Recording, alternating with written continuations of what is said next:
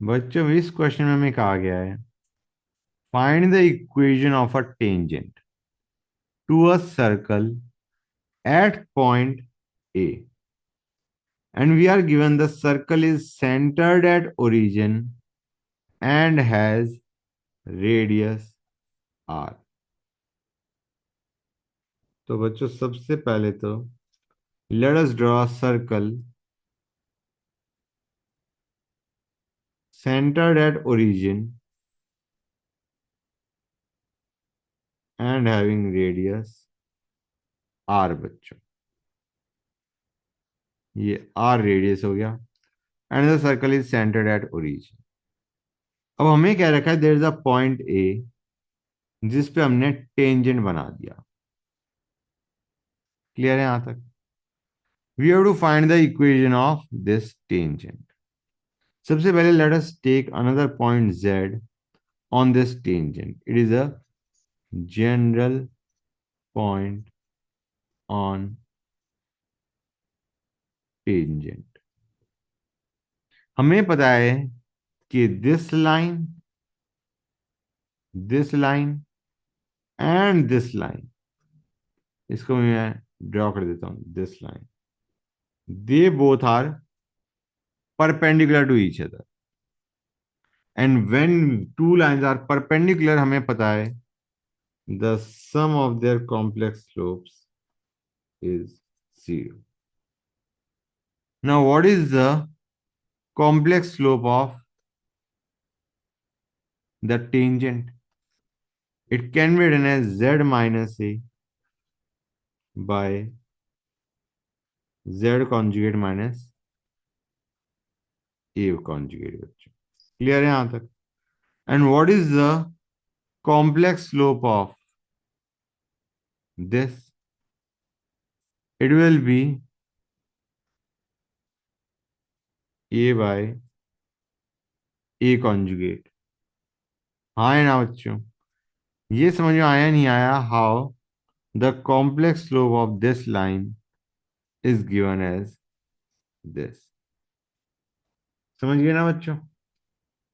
ये बेसिकली, इसको अगर थोड़ी दिक्कत आ रही है, you understand it like this, it is a minus 0 by ये। बच्चों क्लियर हुआ या नहीं हुआ गाइस? मतलब ये हमारा a था और ये हमारा ओरिजिन था। Got it? तो उसको मैंने सिंपली ये लिख दिया and this will be equal to 0। This is the equation of tangent to a circle centred at origin and the tangent is at point a on the circle. Clear हो गया guys? सो ये हमारा answer है, this is our answer. इसको तुम rotation theorem से भी कर सकते थे, ठीक है ना गाइस? ये तो हमने डायरेक्ट रिजल्ट यूज कर लिया। अदरवाइज तुम क्या कहते? You would have said it like this. बच्चों मैं भी बताता हूं, ये बनता हमारा। हाँ है ना? ये कहां से आ रहा है? This is basically a minus 0 this. फिर हम इसे लिख देते हैं एज ये। बच्चों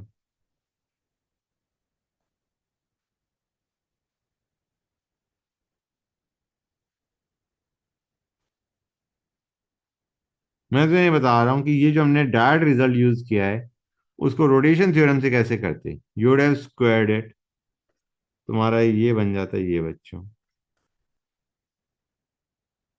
क्लियर है यहां तक गाइस? और ये हमारा बन जाता a बाय a कॉन्जुगेट, और ये बन जाता E H R plus minus iota pi. And what is this? This is nothing but -1। This is nothing but -1।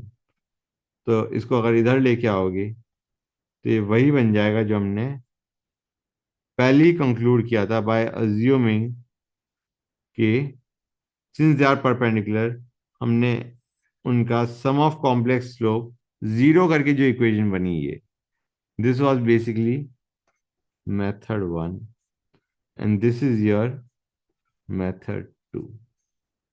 Method two हमारा ऐसे कह सकते हो, it is general method. Method one is specific when the angle between the two lines is 90।